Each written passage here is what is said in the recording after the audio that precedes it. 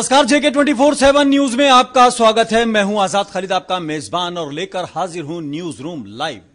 News room live में आज सबसे पहले बात करेंगे उस कैंपेन की जो चौकीदार के नाम से शुरू हुआ और अब पीएम मोदी के संबोधन पर आकर रुका है। हालांकि अभी रुका नहीं है, आगे कहां तक जाएगा ये बड़ी बात है, ये बड़ा सवाल है। लेकिन आज पीएम मोदी ने चौकीदारों को संबोधित किया, उन चौकीदारों को जिनको सैकड़ों रुपए या हजारों रुपए तनख्वाह मिलती है, उनको साथ जोड़कर पीएम मोदी ने अपने मन की बात कही, उनको बाकायदा जोड़कर एक तरह से विपक्ष पर हल्ला बोला है। जरा इस रिपोर्ट में देखिए क्या कुछ चौकीदार के नाम पर चल रहा है। चाहे सेना के जवान हो, पुलिस के जवान हो, सुरक्षा बल के जवान हो, और आप जैसे दिन रात मेहनत करने वाले लोग हो, मैं सबसे पहले तो आप सबकी माफी मांगता हूँ। क्योंकि माफी मैं इसलिए मांगता हूँ कि कुछ लोगों ने अपने निजी स्वार्थ के लिए पिछले कुछ महीनों से बिना सोचे समझे अनाप शनाप गाली गलौज करना शुरू किया, और उसमें उन्होंने चौकीदार को चोर कह दिया। एक प्रकार से हर चौकीदार के जीवन के सामने, उनकी तपस्या के सामने उन्होंने सवालिया निशान खड़ा कर दिया। वो मेरे नाम से गाली देते, मेरा नाम कह करके कुछ भी बोलते तो शायद आपका ये नुकसान नहीं होता, लेकिन उनकी वो हिम्मत नहीं थी, और इसलिए उन्होंने चौकीदार को ही चोर कहने का रास्ता चुना। इस देश का दुर्भाग्य है कि ऐसे लोगों की भाषा आप सबको पीड़ित कर रही है। और मैं आपको बताऊं, ये बात यहाँ अटकने वाली नहीं है। हताशा, निराशा की गर्त में डूबे हुए ऐसे कुछ लोग आगे भी यही करने वाले हैं। वो नई नई चीजें खोजेंगे। कहीं को किसी चौकीदार के ऊपर आरोप लग गया होगा तो उसी को उठा लेंगे, देखिए वो चौकीदार ने चोरी की। ये करने वाले हैं। चौकीदार को बदनाम करने के लिए शायद अब नए नए तरीके ढूंढने वाले हैं, और इसलिए हमने पूरे धैर्य के साथ जो भी चौकीदारी करने की हमारी जिम्मेवारी, उसको हमने निभाना है, चौकन्ने होकर के निभाना है। पर साथियों, दूसरी तरफ देखिए, ये भी देखने का माहौल है ना कि चारों तरफ माहौल बन गया है, और उसको तो आपको भी गर्व होगा। आज पूरा देश चौकीदार होने की शपथ ले रहा है। आज चौकीदार शब्द देशभक्ति का पर्याय बन गया है, ईमानदारी से काम करने का पर्याय बन चुका है। और मैं आपको बताऊं, मेरा ये कोई पहली बार अपमान नहीं हुआ है। ये नामदारों की फितरती है, नामदारों की आदत होती है कामदारों के प्रति नफरत फैलाना, असहिष्णुता, ये उनके स्वभाव में है, और ये इतना जल्दी जाने वाला भी नहीं है। कामदार कुछ भी कर ले, अगर कोई कामदार प्रधानमंत्री भी बन जाए तो भी ये लोग उसे ऐसे ही अपमानित करते रहेंगे। साथियों, मेरा मानना है कि कोई नाम से बड़ा नहीं होता है, बल्कि अपने काम से होता है, देश के प्रति।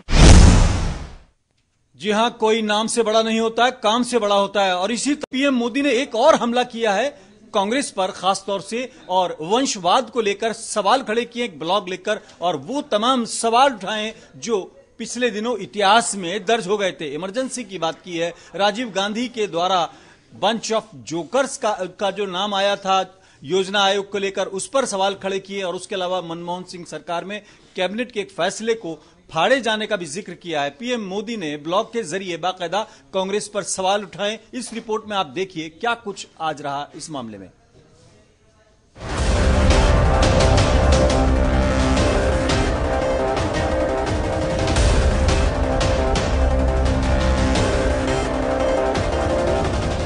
कांग्रेस प्रियंका कार्ड खेलकर काफी उत्साहित नजर आ रही है। पार्टी में प्रियंका के आने से पार्टी पहले से ज्यादा मजबूत स्थिति में दिख रही है, लेकिन बीजेपी लगातार प्रियंका की राजनीति में एंट्री को वंशवाद का बढ़ावा बताकर कांग्रेस पर सियासी तीर चला रही है, और बुधवार को वंशवाद पर प्रहार करने खुद पीएम मोदी उतर गए। पीएम मोदी ने कांग्रेस पर वंशवाद को बढ़ावा देने का आरोप तो लगाया ही, साथ ही पीएम ने अपने ब्लॉग में रक्षा सौदों में हुए घोटाले से लेकर आपातकाल की याद भी दिलवा दी। एक नजर डालते हैं पीएम के कांग्रेस पर किए गए वारों पर। वंशवाद से हुआ है देश की संस्थाओं को नुकसान। आंतरिक लोकतंत्र में विश्वास नहीं रखती कांग्रेस। आपातकाल में रातों रात कोठरी में तब्दील हुआ पूरा देश। आजादी के बाद से ही कांग्रेस ने किए लगातार घोटाले। जीप से शुरू हुई घोटाले की कड़ी पहुंची हेलीकॉप्टर तक। चुनाव सिर पर हैं, इसलिए कांग्रेस की ओर से पीएम मोदी के ब्लॉग अटैक पर तुरंत प्रतिक्रिया आनी शुरू होने लगी। सबसे पहले पलटवार करने आए कांग्रेस नेता तारिक अनवर ने सीधे शब्दों में मोदी पर प्रहार किया। उन्होंने कहा कि पीएम किसी वंश से नहीं आते, उनका कोई वंश नहीं है, इसलिए वो ऐसा कह रहे हैं। तो वहीं यूपी में वोटरों को लुभाने की कोशिश कर रही प्रियंका गांधी भी बीजेपी और पीएम मोदी पर प्रहार करने में पीछे नहीं हटी। उन्होंने कहा कि कोई कितना भी डरा ले, आरोप लगा ले, कांग्रेस डरने वाली नहीं है। नरेंद्र मोदी जी शायद इसलिए बोल रहे हैं कि उनका कोई वंश रहा नहीं। जिसका कोई वंश ही ना हो वो कैसे ये बात कह सकता है? ये तो सारी दुनिया में हो रहा है। कोई ऐसा मुल्क नहीं है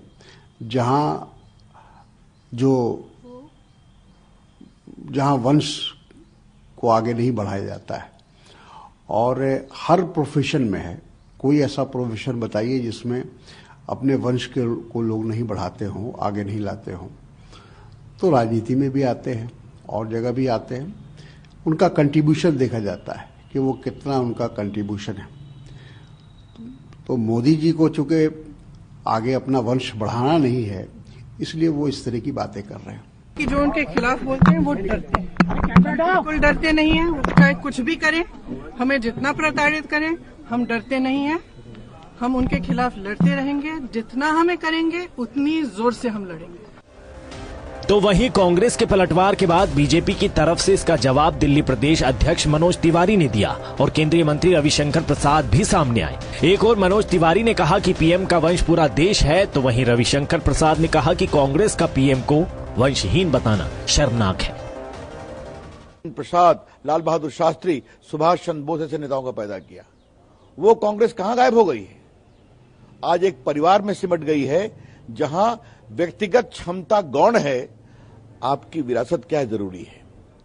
लेकिन पीड़ा की बात है, इसके खिलाफ कांग्रेस पार्टी के कुछ नेताओं ने हमारे प्रधानमंत्री पर जो टिप्पणी की है, अस्तरहीन, बेबुनियाद और शर्मनाक, कि प्रधानमंत्री जी कोई वंश नहीं है।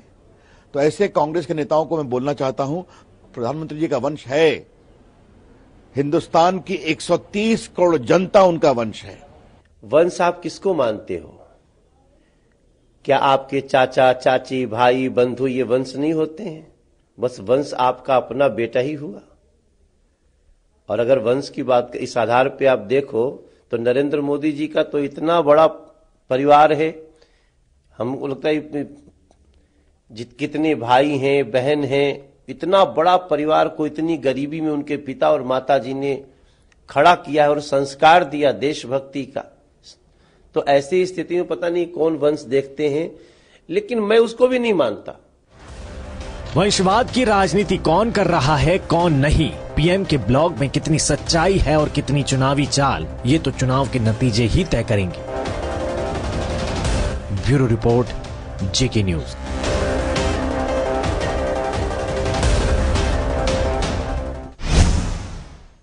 और अब बात उत्तर प्रदेश की सियासत की, बल्कि कहा जाए लोकसभा चुनाव की घोषणा के बाद यूपी की जिस तरह से सियासत गरमाई है, उसमें मायावती और समाजवादी पार्टी के गठबंधन के बाद जो नया रोल आया, उसमें आज मायावती ने कहा कि वो चुनाव नहीं लड़ेंगी और उन्होंने कहा है कि चुनाव न लड़ने की वजह देश हित है।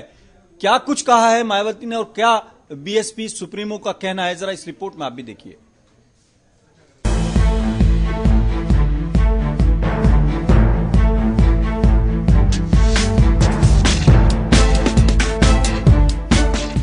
लोकसभा चुनाव की तेज होती सियासी रस्साकशी के बीच बसपा सुप्रीमो मायावती ने एक बड़ा दांव चल दिया। लखनऊ में एक प्रेस कॉन्फ्रेंस के दौरान मायावती ने इस बार लोकसभा चुनाव नहीं लड़ने का ऐलान कर दिया। हालांकि मायावती ने कहा कि जनहित के लिए ही उन्होंने ये फैसला लिया है, लेकिन सोचने वाली बात यह है कि आखिर मायावती के चुनाव न लड़ने से जनता और पार्टी का क्या भला हो सकता है। लोकसभा चुनाव न लड़ने के ऐलान के दौरान मायावती ने बीजेपी पर भी कई सियासी तीर चलाए। इसलिए देश के वर्तमान हालात व जरूरत को देखते हुए तथा अपनी पार्टी की मूवमेंट के व्यापक हित के साथ साथ जनहित व देश हित का भी यही तकाजा है कि मैं लोकसभा का चुनाव अभी नहीं लड़ूं। और यही कारण है कि मैंने फिलहाल लोकसभा का आम चुनाव नहीं लड़ने का फैसला लिया है। मुझे उम्मीद ही नहीं बल्कि पूरा भरोसा भी है कि हमारी पार्टी के लोग मेरे लिए गए इस मिशनरी फैसले को जरूर समझेंगे और मेरे इस फैसले का स्वागत करके ये लोग पूरे जी जान व तन मन धन के साथ अपने बसपा सपा व आरएलडी गठबंधन की एक एक सीट को जरूर जिताने में लग जाएंगे। गरीब, मजदूर, किसान, बेरोजगार व अन्य मेहनतकश विरोधी बीजेपी की वर्तमान अहंकारी, निरंकुश, जातिवादी व सांप्रदायिक सरकार को उखाड़ फेंकने का तहिया करने के तहत ही यहाँ उत्तर प्रदेश में बसपा, सपा व आरएलडी का गठबंधन किया गया है और इस गठबंधन की तीनों पार्टियों की हर सीट को जीतने के लिए ये हमारा जो गठबंधन बना है जीतने के लिए पूरे जी जान से लगा हुआ है। हालांकि मायावती ने अभी चुनाव न लड़ने का ऐलान किया है, लेकिन मायावती ने इशारों में ये साफ कर दिया कि समय की मांग रही तो वो चुनाव के बाद चुनाव लड़ सकती है। साथ ही उन्होंने साफ शब्दों में दावा भी कर दिया कि चुनाव के बाद अगर वो कोई सीट खाली करवा कर चुनाव लड़ती है तो उन्हें कोई दिक्कत नहीं आएगी और जीत उनकी ही होगी। वर्तमान हालात को देखकर अगर चुनाव बाद मौका आएगा तो मैं जिस सीट से चाहूंगी तो उस सीट को खाली कराकर लोकसभा की सांसद बन सकती हूँ। मुझे कोई दिक्कत नहीं जाएगी। चुनाव से पहले मायावती के इस ऐलान से गठबंधन को कितना फायदा होगा और कितना नुकसान, इसका अंदाजा लगा पाना मुश्किल है। लेकिन इतना तो तय है कि अगर गठबंधन की जीत होती है तो मायावती चुनाव जरूर लड़ेंगी। Bureau report, GK24/7 news.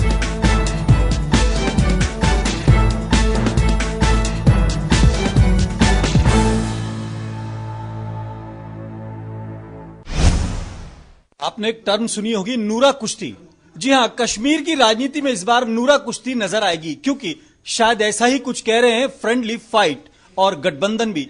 Farooq Abdullah और गुलाम नबी आजाद एक साथ नजर आए। नेशनल कॉन्फ्रेंस और कांग्रेस के बीच में गठबंधन हुआ, लेकिन किस तरह का गठबंधन है यह बड़ा समझने वाली बात है। वो कह रहे हैं साथ भी हैं, समान विचारधारा भी है और फ्रेंडली फाइट भी है। जरा इस रिपोर्ट में देखिए कि कैसा है यह गठबंधन।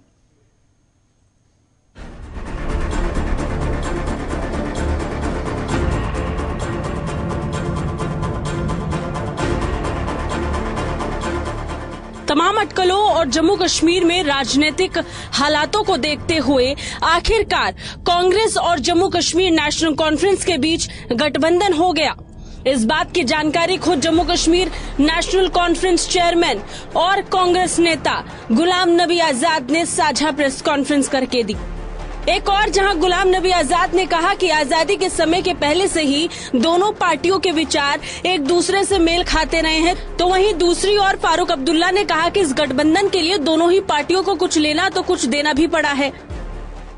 कि हम एक पर उतना वार नहीं करेंगे मारने का। जीत जाते हैं, आप जीत जाते हैं, हम जीत जाते हैं, एक ही बात है। नेशनल किटी पे तो वो एक ही जगह लेना है, क्योंकि नेशनल लेवल पे नेशनल कॉन्फ्रेंस और कांग्रेस पार्टी की एक ही सोच है और वो आज से नहीं है, वो आजादी से पहले नेहरू जी के जमाने में, गांधी जी के जमाने में, शेख अब्दुल्ला साहब के जमाने से आज तक रही है। ठीक है, राजनीति में कभी ठंडा गर्म होता है, लेकिन जब भी कोई नेशनल इशू होता है तो हम दोनों पार्टियां हमेशा दुनिया को दिखे हैं कि हम एक दफा इकट्ठे खड़े हुए हैं। और इलेक्शन के बारे में हमने ये कहा है कि साहब हम दोनों जमातें जो हैं चाहते हैं कि हम इकट्ठे लड़ सकें और सेक्युलर फ्रंट जो है वो मजबूत हो जाए। इस चीज के लिए दोनों जमातों को देना भी पड़ा और लेना भी पड़ा। जिसमें ये ना महसूस हो किसी को कि एक हार गया और एक जीत गया।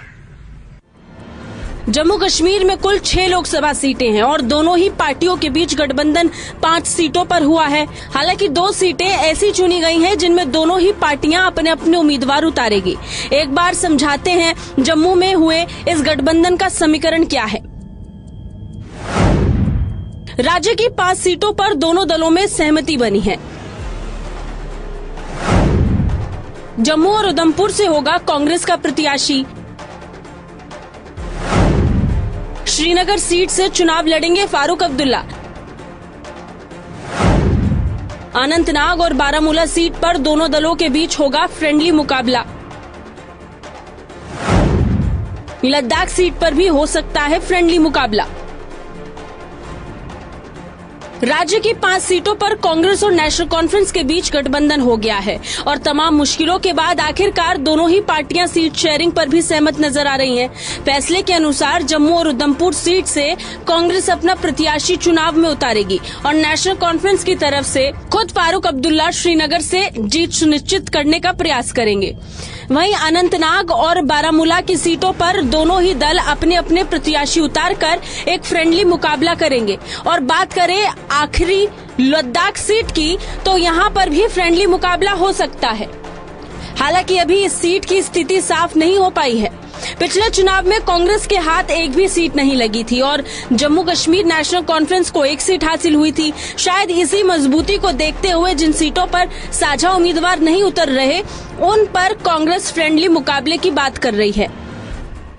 क्या हम वहां दोनों जगह इस तरह कट थ्रोट की पॉलिटिक्स नहीं करेंगे कि बिल्कुल ही मारना। हमारा वहां दोनों की लड़ाई तीसरे को हराने की होगी, आपस एक दूसरे को हराने नहीं होगी। हमारी फ्रेंडली फाइट का यही मतलब है कि हम एक पर उतना वार नहीं करेंगे मारने का। जीत जाते हैं, आप जीत जाते हैं, हम जीत जाते हैं, एक ही बात है। नेशनल किटी पे तो वो एक ही जगह लेना है क्योंकि नेशनल लेवल पे नेशनल कॉन्फ्रेंस और कांग्रेस पार्टी की एक ही सोच है।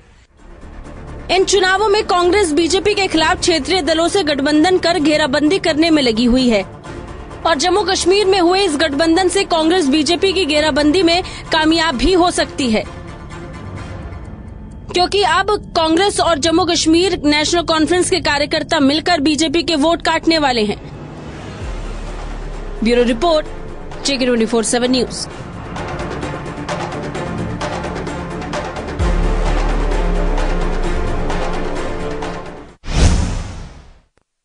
और फिर एक बार फिर बात करते हैं चौकीदार की। चौकीदार को लेकर जिस तरह केजरीवाल ने पीएम मोदी पर निशाना साधा था और कहा था कि अगर आपको अपने बच्चों को चौकीदार बनाना है तो उधर वोट करिए, नहीं तो डॉक्टर या इंजीनियर बनाना है तो आम आदमी पार्टी को कीजिए। इसके बाद बीजेपी ने पलटवार किया है। हरदीप सिंह पुरी ने बाकायदा आड़े हाथों लिया है और हमारे संवाददाता तरुण शर्मा ने जायजा लिया, बल्कि बात की है हरदीप सिंह पुरी से किस तरह से वो पलटवार कर रहे हैं केजरीवाल पर। सुनिए।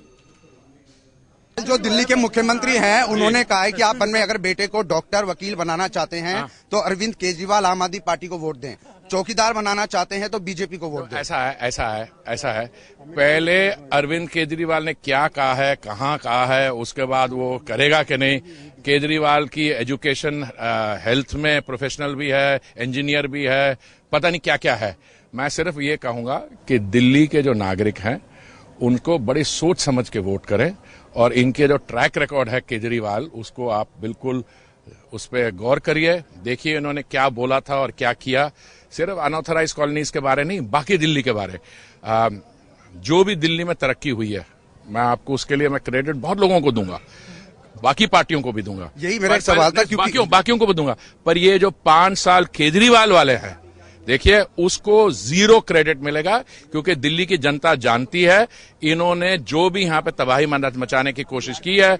आपको याद है 2014 के जनवरी में 36 घंटे दिल्ली को बिल्कुल स्टैंड स्टिल पे ले आए थे और हमारे सीनियर लीडर्स के घर उन्होंने आवास में अरुण जी के यहां तोड़फोड़ करने की भी कोशिश की। इसलिए इनका ट्रैक रिकॉर्ड देखेंगे। पर अभी देखिए आज हमारा ये लंचन इंटरैक्शन था, अभी हम अलग से प्रेस कॉन्फ्रेंस करके आपसे भी राय लेंगे। हम एक चीज मैं आपसे जानना चाहता हूं कि आप क्योंकि हरदीप सिंह पुरी केंद्रीय मंत्री हैं, क्या विकास में कुछ कमी आई आपको दिक्कत में? किसके? दिल्ली के विकास में केजरीवाल सरकार। उन्होंने तो कुछ किया नहीं है। जो काम हुआ दिल्ली में उनसे पहले हुआ था या केंद्रीय सरकार के थ्रू अभी हुआ, इन्होंने क्या किया? बहुत बहुत शुक्रिया हमसे बात करने के लिए। वीडियो जर्नलिस्ट विजय के साथ तरुण शर्मा, JK 24/7 न्यूज, दिल्ली। देश भर में होली की धूम है। थोड़ी देर बाद होली दहन के बाद रंगों में पूरा देश रंग जाएगा और गुजरात के अंदर बाकायदा एक इको फ्रेंडली होली मनाई गई और बच्चों ने एक पहल करते हुए वेस्ट जो फूल हैं उनसे होली मनाई है। जरा आप देखिए किस तरह की ये पहल है और किस तरह से आप आर्टिफिशियल या केमिकल जो कलर हैं उनसे बच सकते हैं और एक नया मैसेज बच्चों ने दिया है। देखिए होली की मुबारकबाद के साथ। होली आई देखो होली आई रे, होली आई देखो होली आई रे। होली का त्योहार आ चुका है। कोई रंग से होली खेल रहा है तो इस होली पर जमकर पानी बहा रहा है। लेकिन गुजरात के वडोदरा के एक स्कूल में बच्चों के लिए होली कार्यक्रम का आयोजन किया गया। यहाँ रंगों से नहीं बल्कि वेस्ट फूलों से होली खेली गई। बच्चों को इको फ्रेंडली होली का संदेश देने के लिए इस होली का आयोजन किया गया। एक तरफ पानी की किल्लत और दूसरी ओर प्रदूषण का खतरा देखकर समाज में एक मैसेज देने के लिए स्कूल की तरफ से इस इको फ्रेंडली होली का आयोजन किया गया। इको फ्रेंडली है, फूलों और पत्तों से होली खेल रहे हैं। पानी बचाओ, पानी पीने का नहीं है। तो आप देख सकते हैं कि फूलों की होली है। ये सब फूल ऐसे वेस्टेज में है, ये कहीं यूज नहीं होने वाले हैं। तो हम स्कूल में इसको लेके आए और साथ में इको फ्रेंडली कलर्स है जिसका उद्देश्य है कि पानी बचाओ और आनंद भी लो। आप देख सकते हो डीजे गाने के बदले हम लोग रस्सियां गा रहे हैं। तो ये आनंद उत्सव है और विश एवरीवन हैप्पी होली।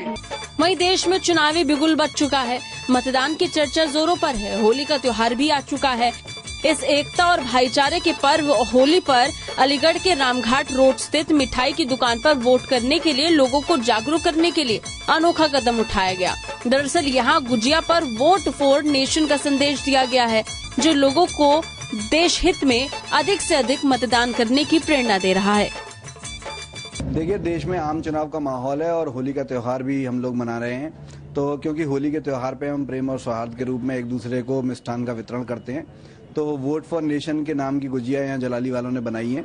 तो हम लोगों ने वोट फॉर नेशन, क्योंकि मतदाता जागरूकता से जुड़ा हुआ मामला है, तो हम लोगों ने भी उन गुजियाओं को खरीदा है और सब लोगों को ये प्रचारित इस माध्यम से किया जा रहा है कि वो आम चुनाव में अधिक से अधिक भाग लें, राष्ट्र के लिए मतदान करें, राष्ट्र हित में मतदान करें। क्या बनाया गुजियों में सर बहुत वैरायटी है और गुजियों पे ज्यादातर तो ऑर्डर 10,000 करीब 10,000 के 2 ऑर्डर आए हैं गुजियाओं के और उस पर वोट फॉर नेशन लिखने के लिए बोला गया है और काफी है।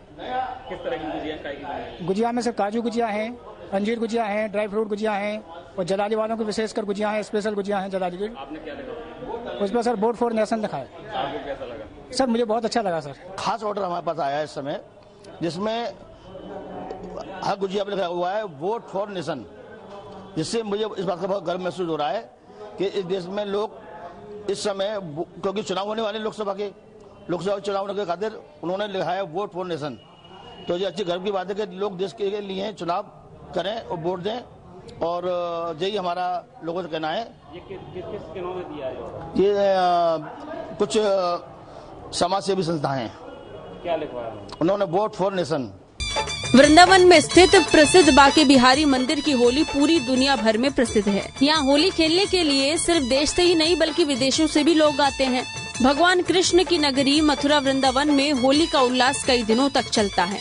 बात करें वृंदावन के बांके बिहारी मंदिर में मनाई जाने वाली होली की, तो इस मंदिर में मुख्य होली से पहले एक दिन पहले होली मनाई जाती है। होली पर मंदिर में जबरदस्त भीड़ देखने को मिलती है। हर भक्त इस वक्त होली का आनंद बांके बिहारी के इस धाम में लेकर पाना चाहता है। यहाँ आकर आपके मन को अलग ही शांति मिलती है जो आप पूरे जीवन भर नहीं भूल पाएंगे। बांके बिहारी की इस धाम में न सिर्फ रंगों की होली बल्कि फूलों की होली भी खेली जाती है।